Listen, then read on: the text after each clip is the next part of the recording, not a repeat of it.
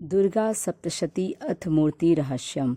ऋषि ने कहा, हे राजन, भगवती नंदा नाम वाली जो नंद में उत्पन्न होगी, उसकी भक्ति पूर्वक स्तुति और पूजा करने से मनुष्य तीनों लोकों को वश में कर लेता है। वह देवी सुवर्ण के उत्तम आभूषणों से शोभित है। उसके अंगों की कांति कनक के समान उत्तम है। उसके वस्त्र सुवर्ण के समान सुनहरे हैं और वह देवी सुवर्ण के समान दीप्तिमान है। कमल, अंकुश, पाश और शंख से उसकी चारों भुजाएं शोभित हैं और उसके इंद्रा, कमला, लक्ष्मी, श्री, रुक्मा, जम्बू, जासना, सुवर्णमय कमल के आसन पर विराजमान ये नाम हैं। हे निष्पाप, मैंने रक्तदंतिका नाम से जिस देवी का वर्णन किया है, उसके संपूर्ण भयनाशक स्वरूप को कहता हूँ। वह देवी रक्त वस्त्र, रक्तवर्ण, सब अंग रक्तमयी, आभूषणों से शोभित, रक्त आयुध, रक्त नेत्र, रक्त केशावली, अति भयंकर रक्त एवं तीक्ष्ण नखों वाली, रक्तासन पर स्थित तथा रक्त दंत वाली भगवती भक्तों के वश में उसी प्रकार रहती है जैसे साध्वी स्त्री पति के वश में रहती है। वह देवी पृथ्वी के समान है और उसके दोनों स्तन सुमेरु पर्वत के समान हैं। वे दोनों स्तन बड़े लंबे, बड़े मोटे, अत्यंत मनोहर, कठोर, शोभायमान और आनंद के समुद्र हैं। ये देवी सब कामनाओं को देने वाले दोनों स्तनों को अपने भक्तजनों को पिलाती हैं। देवी की चारों भुजाएं कंग, पात्र, हल और मूसल से शोभित हैं। वह देवी रक्त चामुंडा और योगेश्वरी के नाम से विख्यात हैं और स्थावर जंगम रूप संपूर्ण जगत में व्याप्त हैं। जो पुरुष भक्ति पूर्वक उसकी पूजा करता है, वह चराचर में व्याप्त हो जाता है। जो पुरुष रक्तदंतिका के इस स्तोत्र को पढ़ता है, तो देवी भी उसकी ऐसी सेवा करती हैं जैसे स्त्री अपने प्रिय पति की। शाकंभरी देवी का नील वर्ण है। नील कमल के समान उनके नेत्र हैं। गंभीर नाभि है और त्रिवली से भूषित उनका सूक्ष्म उदर है। कड़े, ऊंचे, गोल, मोटे, समान और मांसल स्तन हैं। उनके हाथों में कमल है। उन पर भौरें गूंज रहे हैं और कमल पर ही वे विराजमान हैं।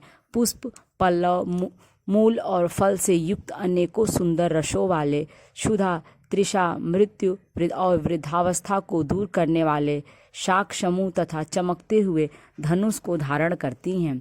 वह परमेश्वरी, शाकंभरी, शताक्षी हैं और दुर्गा कही गई हैं। वे ही विशोका, दुष्टदमनी, उमा, गौरी, सती, चंडी, कालिका और विपत्तियों का विनाश करने वाली पार्वती हैं। जो मनुष्य शाकंभरी का ध्यान, जप, पूजन, स्तुति और नमस्कार करता है, वह शीघ्र ही अन्न, पान और अमृत रूप फल पाता है। भीमा देवी भी नीलवर्ण हैं। उनकी दाढ़ें और दांत बहुत ही सुंदर हैं। उनके नेत्र विशाल हैं, गोल और स्थूल कूच हैं। वे चंद्रहास, डमरू, कपाल और ढाल तलवार धारण करती हैं। वही एक वीरा, कालरात्रि, कामदा नाम से कही जाती हैं। भ्रामरी देवी की कांति विचित्र अनेक रंग की है। वे अपने तेजोमंडल के कारण दुर्धर्ष दिखाई देती हैं। उनका अंगराग भी अनेक रंग का है तथा वे चित्र विचित्र आभूषणों से सुशोभित हैं। चित्र, भ्रमरपाणी और महामारी इन नामों से इनका गान किया जाता है। हे नृप, देवी की ये मूर्तियाँ शास्त्र में वर्णित हैं। ये मूर्तियाँ जगत माता चंडिका की कामधेनु कहलाती हैं, अर्थात कामधेनु के समान मनोवांछित फल देती हैं। हे राजन, यह परम गुप्त चरित्र है, इसको किसी से कहना नहीं चाहिए। दिव्य मूर्तियों का आख्यान मनोवांछित फल को देने वाला है, अतः पूर्ण प्रयत्न करके तुम निरंतर देवी की आराधना में लगे रहो। सप्तशती के मंत्रों को पढ़ने मात्र से ही प्राणी ब्रह्म हत्या के समान घोर 7 जन्म के पापों से मुक्त हो जाता है। हे राजन, मैंने अत्यंत गुप्त देवी का ध्यान तुमसे कहा है। विधि पूर्वक यह ध्यान करने से इच्छा अनुसार फल मिलता है। उसकी अनुकंपा से तुम सर्वमान्य हो जाओगे। देवी सर्वरूपमयी हैं तथा संपूर्ण संसार देवीमय है, अतः मैं उन विश्वरूपा परमेश्वरी को बारंबार नमस्कार करता हूँ। दुर्गा सप्तशती क्षमा याचना। हे परमेश्वरी, मेरे द्वारा रात दिन सहस्रों अपराध होते रहे हैं, अतः आप मुझे अपना सेवक समझ करके कृपा पूर्वक मेरे उन अपराधों को क्षमा करो। न तो मैं आवाहन करना ही जानता हूँ, न विसर्जन करना ही जानता हूँ, न पूजा ही करना जानता हूँ। हे परमेश्वरी, मुझे क्षमा करो।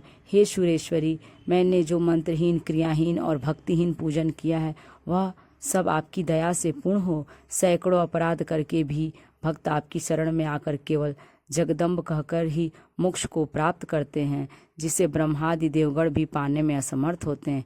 हे जगदम्बिके, मैं अपराधी हूँ, किंतु आपकी शरण में आया हूँ, अतः इस समय मैं दया का पात्र हूँ।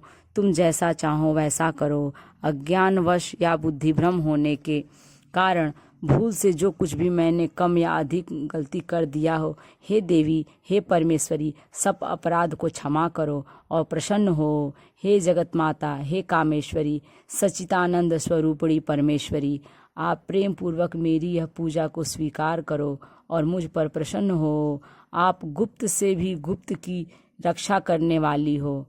आप मेरे किए हुए इस जप को ग्रहण करके मेरे सभी अपराधों को क्षमा करें। हे देवी, हे परमेश्वरी, आपकी कृपा से मुझे सिद्धि की प्राप्ति हो।